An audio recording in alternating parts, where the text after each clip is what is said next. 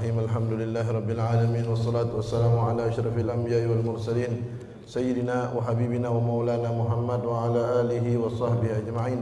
Amma ba'd, faqala al-musannif asy-syari' rahimahullahu ta'ala wa nafa'ana bihima wa bi 'ulumihima wa bi 'ulumi syayikhina wa bi 'ulumil ulama'il 'amilin fid dharain amin.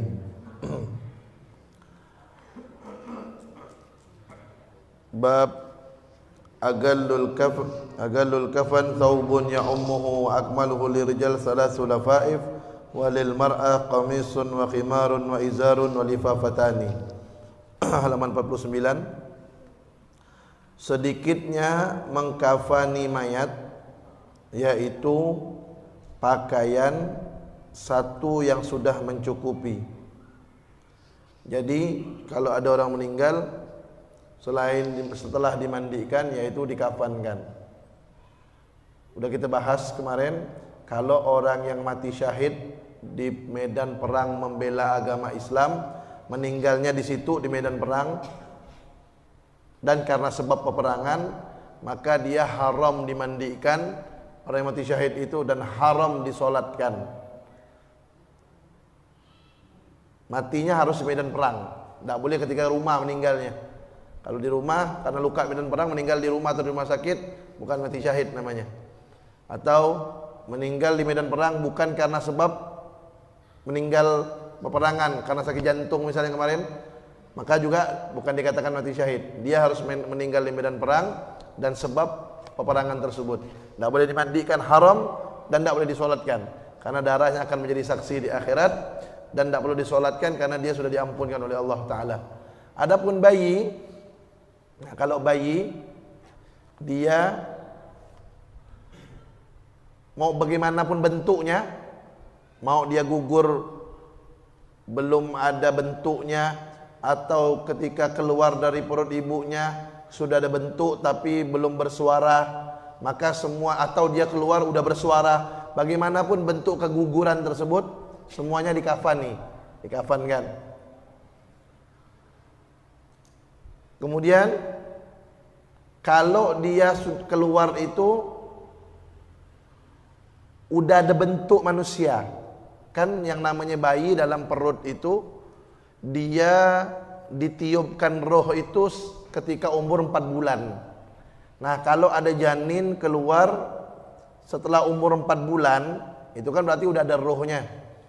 Ketika dia keluar meninggal, maka selain dikafankan, dia juga dimandikan, tapi tidak perlu disolatkan. Kenapa?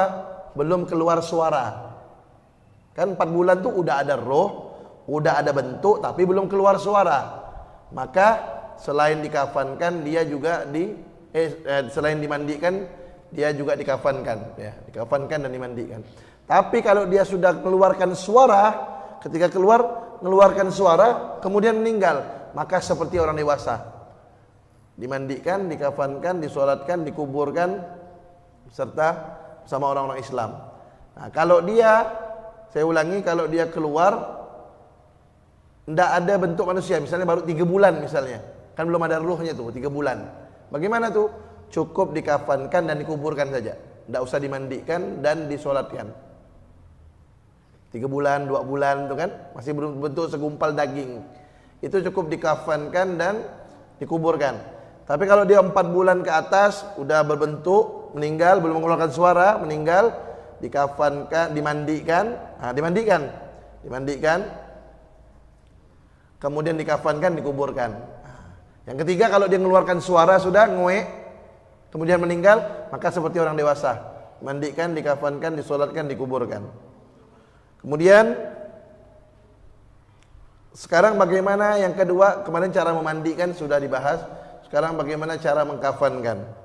Nah, di sini disebutkan sedikitnya mengkafani mayat itu minimal, yaitu pakaian satu yang sudah mencukupi. Artinya mayat itu wajibnya dikafankan, caranya seluruh badannya dibungkus.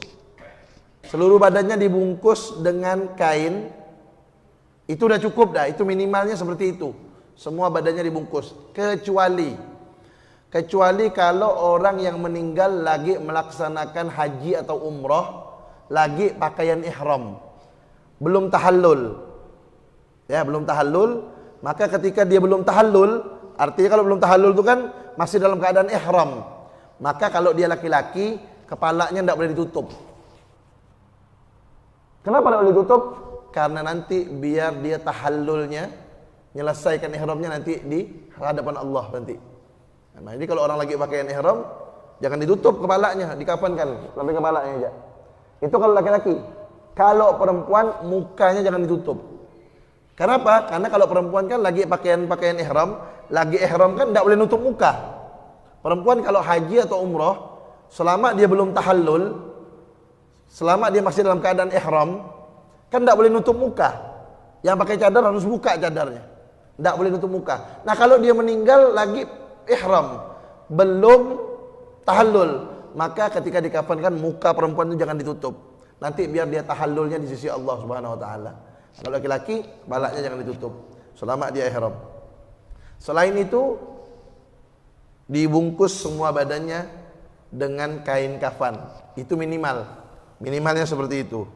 Wa akmaluhu, dan yang paling sempurna, yang sempurnanya bagaimana? Lirrijal, untuk laki-laki, bagi orang laki-laki 3 lapis kain. 3 lapis kain, ambil kain panjang, taruh, bungkus. Habis itu ambil lagi kain, kan biasanya kain tuh sudah sama orang tukang kafan kan tuh sudah disusun 3 lapis biasanya. Baru mayatnya diletakkan, dibungkus. Habis itu dibungkus lagi yang kedua, kemudian yang ketiga. Dan disunnahkan kalau laki-laki itu pakai imamah. Sudah selesai dimandikan, dikafankan semuanya, kepalanya tuh, kepala laki-laki dikasihkan imamah macam gini nih. Sorban macam gini. Tapi jangan besar-besar amat. Jangan tadak ya kata orang tuh, jangan enggak ya. Dikit, walaupun 1 lilit. Nah, itu disunnahkan tuh.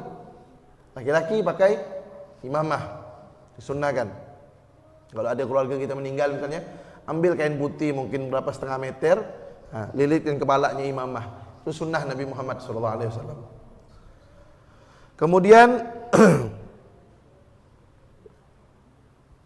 untuk perempuan, bagi perempuan sempurnanya, walil mar'ah qamisun wa khimarun wa izarun wa lafafatani.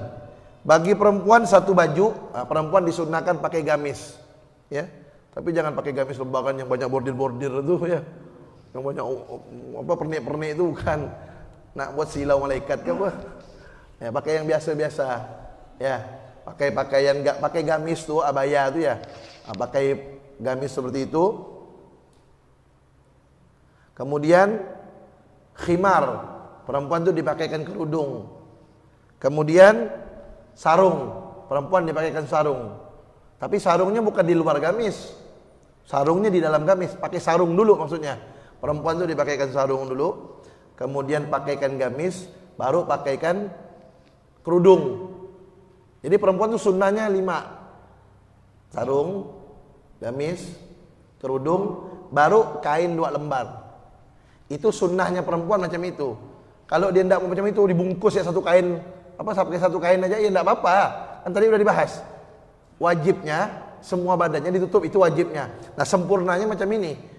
Pakaikan sarung, pakaikan gamis, pakaikan kerudung itu perempuan, kemudian dibungkus lagi dengan 2 lipat. Kalau laki-laki tadi 3, ini 2. Setelah gamis, sarung dan kerudung tersebut. Nah, kalau orang mandikan atau ngurus jenazah itu, maka hendaknya dia hendak boleh membuka aib jenazah tersebut. Hati-hati, harus menjaga mulutnya, harus menjaga aib atau kekurangan yang ada pada jenazah tersebut. Jangan dibuka, tidak boleh. Orang hidupnya tidak boleh kita ceritakan, orang mati juga. Makanya Nabi Muhammad SAW bersabda, "Udhkuru mahasina mautakum wa kufu an masawihim." Kata Nabi Muhammad, tutuplah kejelekan-kejelekan orang kalian, orang dekat kalian yang meninggal itu tutup, dan ceritakan yang baik-baiknya, ceritakan. Ya. Ada Bu ya, ada Pak, hadirin hadirat, Ada saya punya keluarga tuh. Dia ini seorang perempuan. Dia meninggalnya di luar negeri. Orang Pontianak. Dia meninggalnya di luar negeri. Ini orang baik, ibadahnya bagus. Sama orang pun dia baik. Dia biasa bantu orang masak. Kalau ada orang acara tuh, dia bantu orang masak. Kadang-kadang orang tak ngasih dia upah, malahan duit dia keluar, belikan orang rempah, belikan orang bumbu-bumbu yang kurang tuh dia belikan. Suka nolong orang lah intinya, baik sama orang. Ibadahnya bagus. Dia kalau mau tidur tuh suka baca zikir, subhanallah, subhanallah. Itu meninggalnya, ini orang meninggalnya di luar negeri kan. Kalau meninggal di luar negeri kan tidak bisa langsung bawa pulang, harus urus dulu surat menyuratnya kan.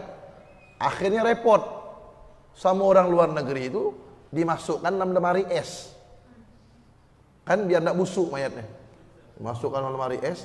Itu lemari es tuh, kata orang rumah sakit sana, kalau dimasukkan hanya dalam hitungan berapa, 4 jam atau 5 jam gitu, itu udah penuh dah, udah terbungkus batu es satu badannya. Apalagi sampai berhari-hari, berapa jam aja udah terbungkus es dah. Akhirnya singkat cerita, ini almarhumah, ini perempuan soleha ini dimasukkan berhari-hari di situ.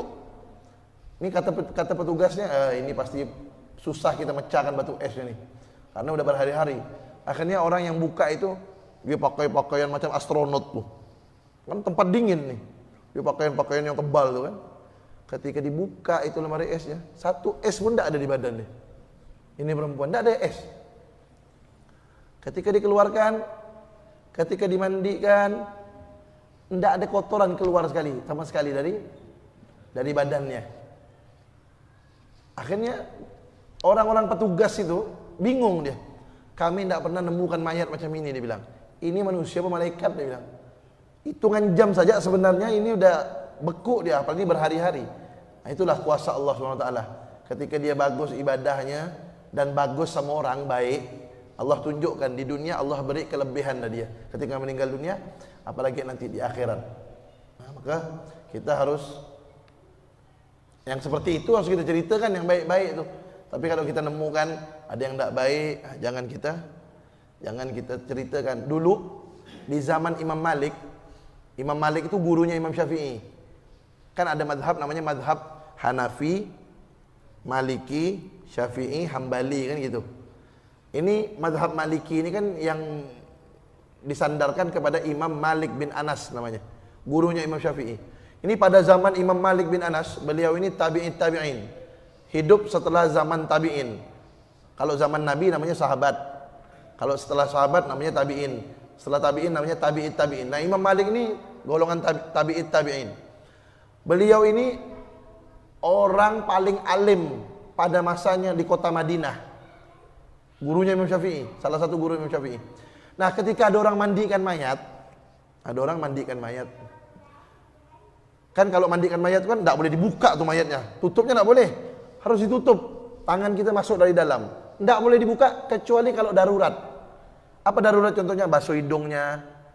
Nah, basuh hidungnya mau tak mau lah kita buka, daripada tercucuk hidungnya, harus kita buka kan gitu. Nah, kalau tidak perlu dibuka jangan dibuka, tidak boleh. Semuanya jangan dibuka. Nah, ini ceritanya kejadian nyata ketika di masa beliau itu ada orang lagi mandikan mayat perempuan. Ketika dia menggosok-gosok badan perempuan tersebut, ketika sampai pada anggota sensitif perempuan itu, terlintas dalam hati orang yang mandikan ini, terlintas. Berapa kali anggota sensitif perempuan ini melakukan perbuatan dosa besar kepada Allah. Ketika dalam hatinya terlintas seperti itu, belum ngomong dia, berapa kali ini anggota ini, tak perlu saya sebutkan, ada anak kecil, berapa kali anggota sensitif ini telah melakukan perbuatan dosa besar, langsung melekat tangannya. Tangan orang yang mandikan ini melekat ke anggota itu, tidak bisa lepas. Akhirnya orang yang keluarga yang di luar nunggu ini kan sibuk kan, bingung, apa tidak keluar nih orang yang mandikan, lama betul. Makanya ketika masuk apa sebabnya, ternyata melekat tangannya. Akhirnya ditanyalah hukumnya sama ulama. Ada ulama bilang potong tangannya, ada yang lain bilang jangan, jangan tangannya dipotong. Itu aja anggota itu yang dipotong, karena orang manusia lebih berhak untuk hidup sempurna. Akhirnya ribut. Laporlah sama Imam Malik nih, guru Imam Syafi'i, lapor. Imam Malik, ini bagaimana ini, melekat, tidak bisa lepas. Apa kata Imam Malik? Coba tanya nih orang yang mandikan. Waktu dia megang itu anggota badan, apa yang terlintas dalam hatinya? Ditanyakan betul. Ketika saya memegang anggota badan itu, terlintas dalam hati saya, dia ini berapa kali melakukan perbuatan dosa besar dengan anggota badan ini. Nah, itu sebabnya kata Imam Malik. Berarti kamu telah menuduh dia berbuat zina. Orang kalau menuduh berbuat zina, kalau tidak mempunyai 4 saksi yang melihat secara langsung, maka itu namanya qadzaf. Qadzaf itu harus dicambuk 80 kali. Makanya tidak boleh sembarangan maaf-maaf, tidak boleh mulut sembarangan bilang orang pelacur, PSK, tidak boleh. Dalam hukum Islam itu tidak boleh. Kalau ada orang mengatakan, itu tuh si fulana itu perempuan itu tuh misalnya maaf-maaf, itu pelacur, itu PSK. Kalau ada orang ngomong macam itu, dalam Islam dia harus mendatangkan 4 orang saksi laki-laki yang melihat langsung itu perbuatannya. Kalau ada 4 saksi baru selamat dia. Kalau tidak ada 4 saksi, maka itu harus dicambuk 80 kali. Akhirnya kata Imam Malik, cambuk orang ini 80 kali. Dicambuklah 80 kali. Ketika sudah dicambuk 80 kali, lepas langsung tangannya sendiri. Nah, itu mengajarkan kita, jangankan mulut, hati kita harus jaga kalau mandikan orang mayat itu. Jangan sampai terlintas hal-hal yang tidak benar dalam melakukan perbuatan tersebut. Kemudian, dan kalau sebelum ditutup mayat tersebut, sebelum ditutup, jangan lupa pakaikan siwak, ya. Sunnah tuh pakaikan siwak itu mayatnya, gosokkan ke giginya. Kemudian yang selanjutnya yang harus dilakukan kepada seorang mayat muslim adalah sholat jenazah. Orang kalau mensolatkan jenazah, kata Nabi Muhammad, dia akan dapat pahala 1 gunung. Bayangkan gunung itu besarnya luar biasa. Kalau orang melaksanakan sholat jenazah, dia dapatkan pahala 1 gunung. Kemudian kalau setelah sholat, dia ikut ngantar sampai kuburan, dapat pahala 2 gunung. Tapi kalau perempuan jangan. Kalau perempuan jangan ikut ke kuburan, campur aduk sama laki-laki, jangan. Kalau mau ke kuburan, tunggu laki-laki udah pulang, baru yang perempuan pergi kuburan. Jangan perempuan ikut. Ini kadang-kadang saya lihat, misalnya orang tuanya meninggal, atau anaknya meninggal, atau suaminya meninggal. Habis sholat jenazah ikut di ramai-ramai kuburan. Tidak betul itu. Saya contohkan, dulu waktu ibu saya meninggal, saya punya kakak laki-laki perempuan 3. Saya punya kakak kandung perempuan 3. Dan saya punya juga kakak ipar. Dan saya juga punya ponaan-ponaan perempuan. Ketika ibu saya meninggal 5 tahun yang lalu, semoga Allah ampuni dosanya, dan semoga orang tua kita semua yang sudah meninggal dunia Allah rahmati, Allah ampunkan, Allah angkat derajatnya. Nah, waktu ibu saya meninggal 5 tahun yang lalu, saya bilang sama saudari-saudari saya bilang sama kakak-kakak saya bilang sama keluarga saya perempuan, jangan ada yang ikut ke kuburan. Yang ngantar ke kuburan cukup laki-laki. Nah, sudah laki-laki ngantar ke kuburan, sudah selesai acara pemakaman, pulang semuanya, udah sepi, baru perempuan-perempuan itu saya bawa, kakak-kakak saya itu saya bawa ziarah dalam keadaan sepi kuburan, tidak ada orang, baru saya bawa sore-sorenya. Nah, seperti itu. Jangan perempuan ikut ramai-ramai pergi kuburan. Tidak benar tuh. Bukan senang itu mayatnya, bukan senang, malah sedih. Kenapa? Campur aduk di situ nanti laki-laki sama perempuannya. Itu satu. Yang kedua nanti dia ngomong, nangis itu. Manfaatnya apa? Tidak ada manfaatnya. Nah, cukup untuk menyenangkan si mayat. Cukup perempuan itu solatkan mayat itu di rumah, udah cukup. Itu lebih bagus. Ketika perempuan itu solatkan orang tuanya kah, atau suaminya, atau anaknya, itu si mayat senangnya luar biasa mendapatkan hadiah solat tersebut. Bayangkan, kalau kita mensolatkan dia, itu berarti kita mendoakan agar dia diampunkan oleh Allah Ta'ala. Senang dia. Bukan dia senang kita ikut kuburan bagi yang perempuan itu. Tidak senang dia mayat. Dan kalau kita tidak berhalangan, ya perempuannya tidak berhalangan, sholat jangan lupa, jangan sibuk di dapur. Kadang-kadang meninggal sibuk di dapur, beli ini, beli segala macam, sibuk masak. Mayat suaminya, mayat orang tuanya, mayat anak-anaknya tidak disolatkan. Sayang tuh sayang.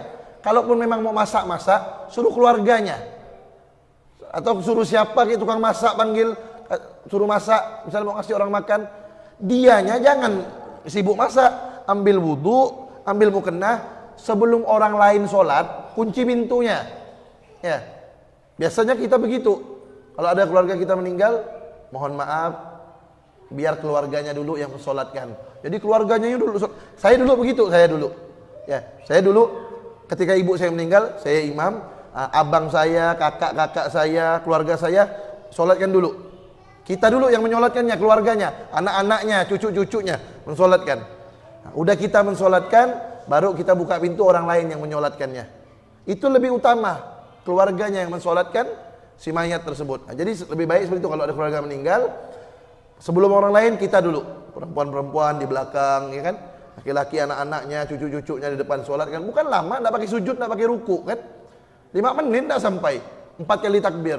Pahalanya kata Nabi Muhammad, 1 gunung bagi orang yang sholat kan, 1 gunung pahalanya. Bukan 1 bukit, bukan 1 masjid, 1 gunung. 1 gunung itu mungkin dapat 1000 masjid kali, saking besarnya. Bayangkan.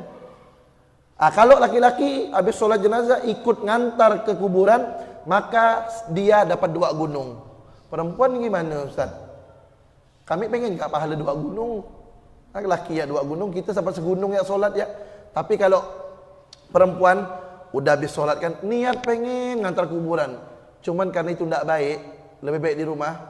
Dah kami ini pengen ngantar ke kuburan, tapi karena tidak bisa, tidak bagus, kami lebih baik nunggu di rumah. Maka sama, dapat pahala 2 gunung. Kenapa? Karena dia niat untuk antar kuburan, tapi itu perbuatan yang kurang baik, maka lebih baik dia di rumah. Dia sama dapat 2 gunung seperti laki-laki, karena niat yang baik tersebut untuk dia lakukan. Ya, jangan ajarkan anak-anak kita tuh, Bu, Pak, hadirin, ajarkan anak-anak kita, biar kalau kita meninggal, anak kita solatkan kita. Jangan orang lain solatkan kita, anak kita sibuk main handphone di kamar. Anak kita baru meninggal dunia, mayat belum keluar dari rumah nih, jenazah belum keluar, anak kita udah kakak kikik ketawa-ketawa sama kawan-kawannya. Anak kita udah senang akan membagikan harta waris, na'udzubillah min dzalik. Sibuk dia ngurus harta, sibuk ngitung berapa dia dapat harta waris. Sibuk dia dengan kawan-kawan yang ngumpul, sibuk dia berbicara, ngobrol dengan kawannya, orang tua tidak disolatkan. Jangan sampai seperti itu. Makanya kita persiapkan dari sekarang. Bagaimana ketika kita meninggal dunia, ya Allah, nikmatnya Bu, Pak. Nikmatnya ketika kita meninggal dunia, yang imamkan solat jenazah anak kita. Apa nikmatnya itu? Atau cucu kita. Nanti sampai kuburan, kita berada dalam kubur, yang bacakan talqin cucu kita atau anak kita. Betapa senangnya kita dalam kubur melihat hal seperti itu, yang bacakan darah daging kita sendiri. Makanya dari sekarang persiapkan. Jangan kita terlena dengan dunia sehingga kita lupa bekal kita untuk masuk kubur nanti. Nah, rukun-rukun salat jenazah, arkanu salatil janazah sab'atun. Rukun-rukun salat jenazah itu ada 7. Al-awwal, yang pertama, an-niyah. Niat. Bagaimana niatnya? Usalli ala hadzal mayyit fardhan lillahi ta'ala. Fardhul kifayah boleh, tidak fardhul kifayah, fardhan lillahi ta'ala boleh. Kalau jadi makmum, makmuman lillahi ta'ala. Nih, saya ulangi. Usalli ala hadzal mayyit fardhan makmuman, kalau jadi makmum, makmuman fardhan lillahi ta'ala. Usalli ala hadzal mayyit makmuman fardhan lillahi ta'ala. Ketika takbir niat, jangan lupa, kalau tidak niat tidak sah salatnya. Ketika takbir niat begini, Allahu Akbar. Niat dalam hati ketika Allahu Akbar itu niat, saya niat mensolatkan mayat ini menjadi makmum karena Allah Ta'ala, fardu karena Allah Ta'ala. Akbar. Dah. Itu kalau mayatnya laki-laki. Kalau mayatnya perempuan, usalli ala hadhil mayyitah. Kalau laki-laki kan hadzal mayyit. Kalau perempuan hadhil mayyitah, makmuman lillahi ta'ala. Tapi kalau enggak mengucapkan usalli gitu, langsung niat aja enggak apa-apa. Karena mengucapkan itu sunnah. Kalau dia enggak mengucapkan, langsung gini aja, Allahu Akbar, dalam hatinya niat, saya niat mensolatkan mayat perempuan ini atau mayat laki-laki ini menjadi makmum Allah Ta'ala, tidak apa-apa. Yang penting itu niatnya dalam hati. Tidak diucapkan juga tidak apa-apa. Diucapkan itu sunnah. Dah? Habis dia niat seperti itu. Kemudian yang kedua, rukunnya adalah arba'u takbirat. 4 kali takbir. Tidak pakai ruku, tidak pakai sujud. Dulu ada cerita, ada orang tidak punya ilmu agama jadi imam solat jenazah. Akhirnya dia ruku sujud. Ruku sujud. Bingunglah orang makmum nih. Selesai solat ditanya, kenapa ente solat jenazah pakai ruku sujud? Karena dia tak mau ngaku salah nih. Ngeles, apa kata dia? Itu karena, kenapa saya pakai ruku sujud? Karena mayat ini terlalu banyak dosanya. Makanya saya pakai ruku sujud. Ya, tak perlu pakai ruku sujud itu solat jenazah. Nah, dan kalau solat jenazah itu disunnahkan softnya tuh minimal 3 baris sunnah. Wajibnya 1 orang solatkan cukup. Wajibnya 1 orang aja cukup, kan fardu kifayah. Kalau sebagian melakukan, yang lainnya udah tidak dosa. 1 orang cukup. Tapi sunnahnya 3 baris yang mensolatkannya. Kalau ada orang ramai disunnahkan 3 baris, lebih bagus. Makanya ya Allah, ayo kita pikir Pak, Bu. Posisi ini kiblat nih, kepalanya di sini belah kanan, kakinya belah kiri, ya, posisinya seperti itu. Makanya ya hadirin hadirat Bapak Ibu, ayo kita pikirkan bagaimana kalau kita meninggal nih, macam mana caranya orang tuh biar ramai sholat dengan kita. Jangan sampai orang tidak mau datang mayat kita meninggal. Jangan sampai ketika kita meninggal orang mengatakan alhamdulillah dia mati. Jangan sampai orang bersyukur gara-gara kita mati ini. Berarti kita ini nyusahkan orang hidupnya sampai orang bersyukur kita mati. Ya, jangan sampai begitu. Bagaimana caranya orang ini datang ramai menyolatkan kita? Bagaimana kita ini diantar ramai orang ke kuburan?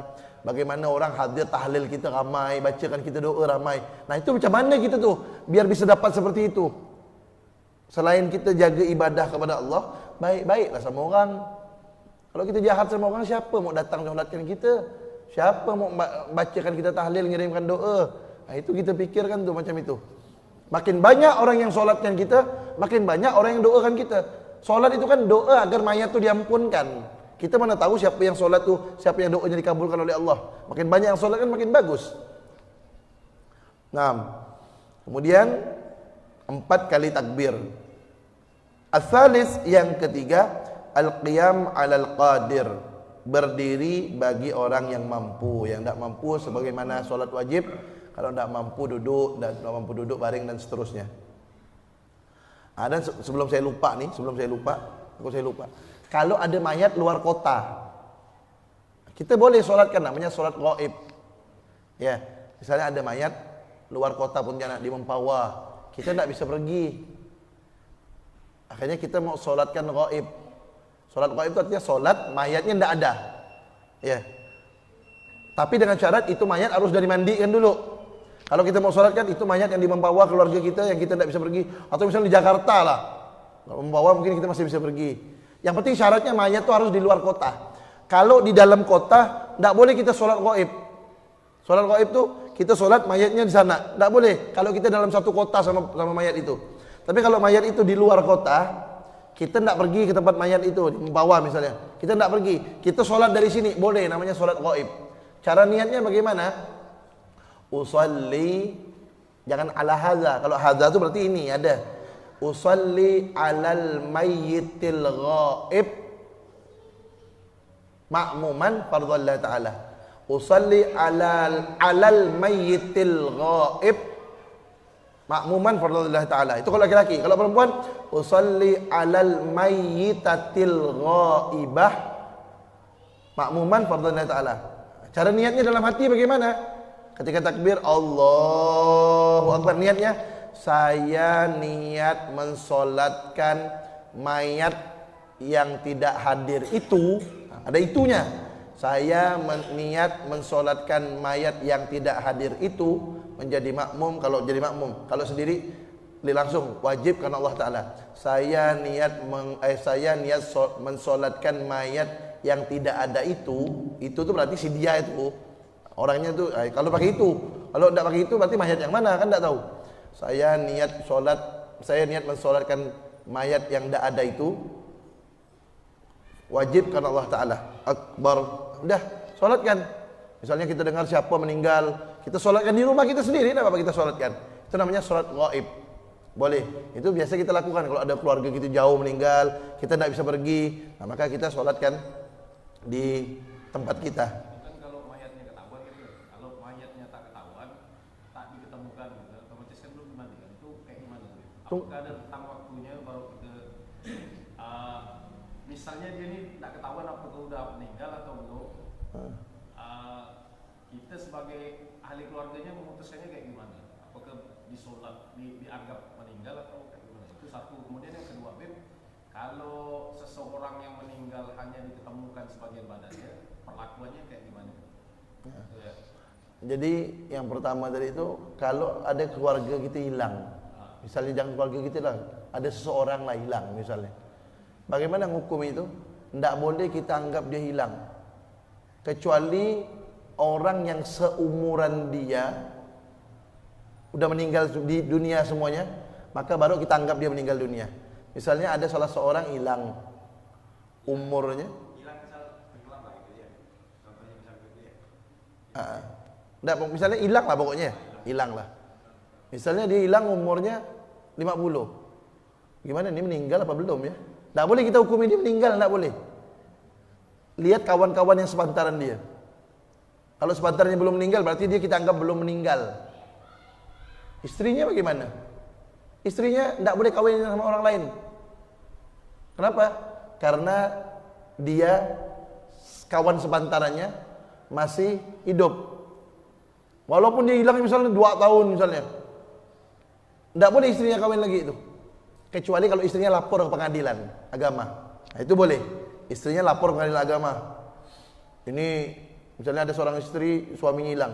Ini suami saya datang-datang tidak kasih nafkah lahir batin. Gimana nih Pak Hakim?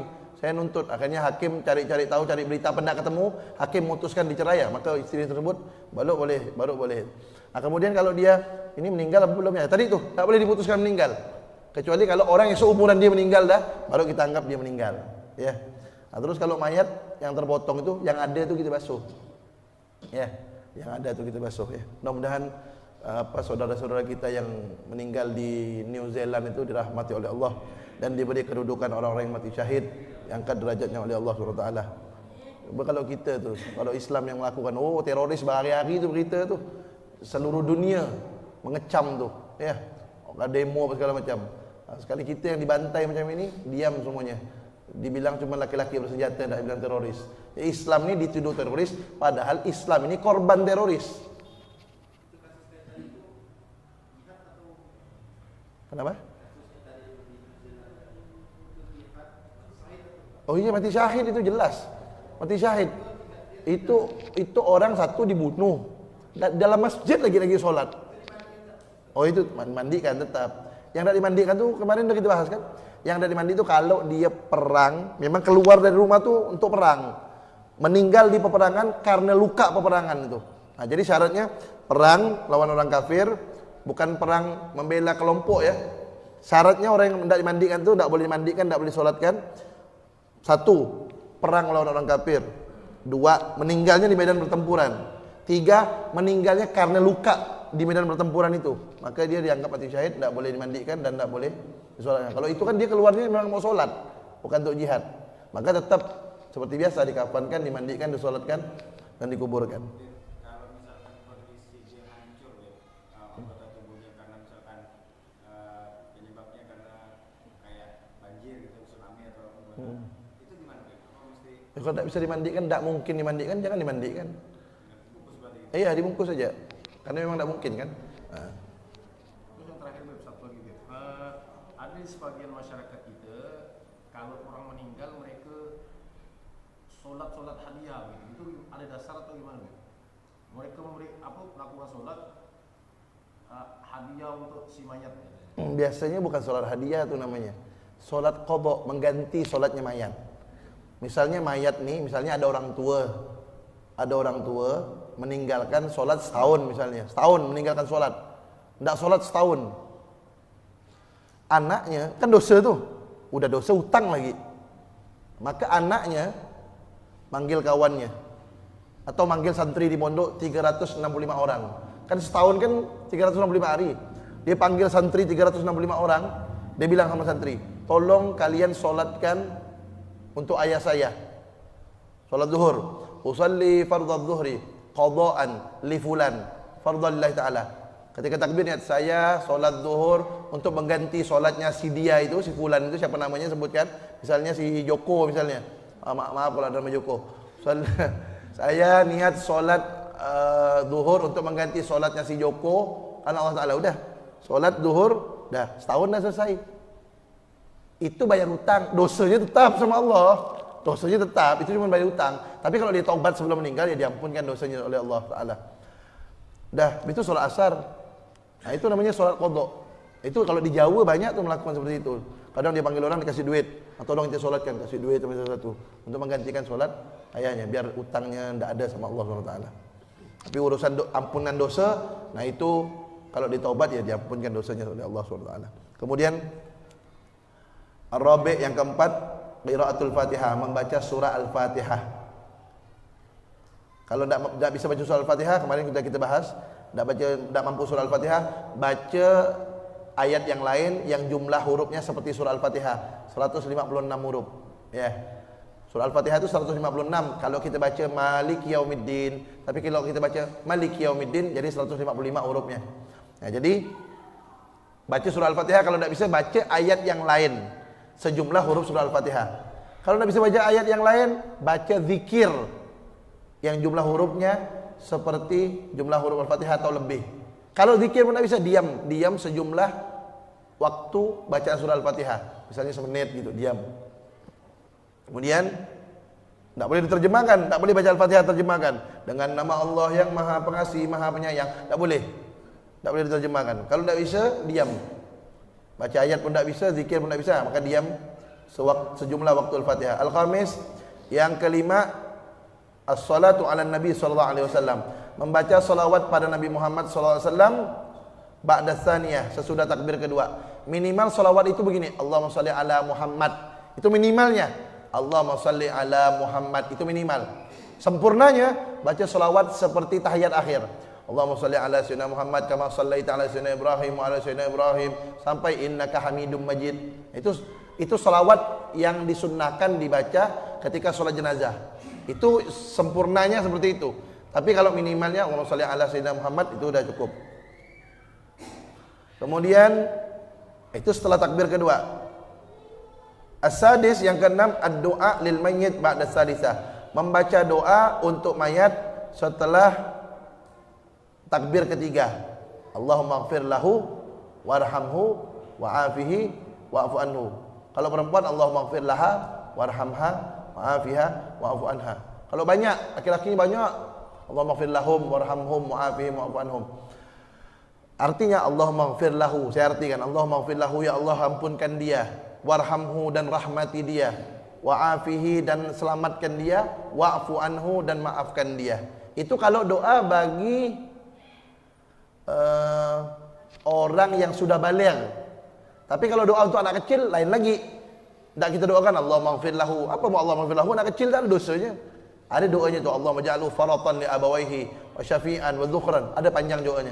Nanti saya fotokan, saya kirim ke si Jul aja. Si Jul ngirim ke yang lain. Kalau mau, misalnya ada anak kecil meninggal dunia, habis takbir ketiga, kan takbir pertama, habis takbir pertama baca surah Al-Fatihah. Habis takbir kedua baca selawat. Habis takbir ketiga kan baca doa, Allahumma ighfir lahu warhamhu wa'afihi wa'fu anhu. Itu kalau orang dewasa. Kalau anak-anak kecil belum baligh, doanya ada panjang. Nanti saya kirimkan nama Jul, ada doanya tuh. Ya, itu doa untuk anak kecil kalau meninggal. Nah, kemudian takbir keempat. Nah, takbir keempat nih boleh doa, boleh enggak. Sunnah. Tapi kalau takbir pertama baca Al-Fatihah itu wajib. Takbir kedua baca sholawat wajib. Takbir ketiga baca doa wajib. Takbir keempat kita diam pun enggak apa-apa. Nah, tapi dianjurkan kita baca doa, Allahumma la tahrimna ajrahu wa la taftinna ba'dahu waghfir lana wa lahu. Allahumma la tahrimna ajrahu. Ya Allah, jangan haramkan kami pahalanya dia.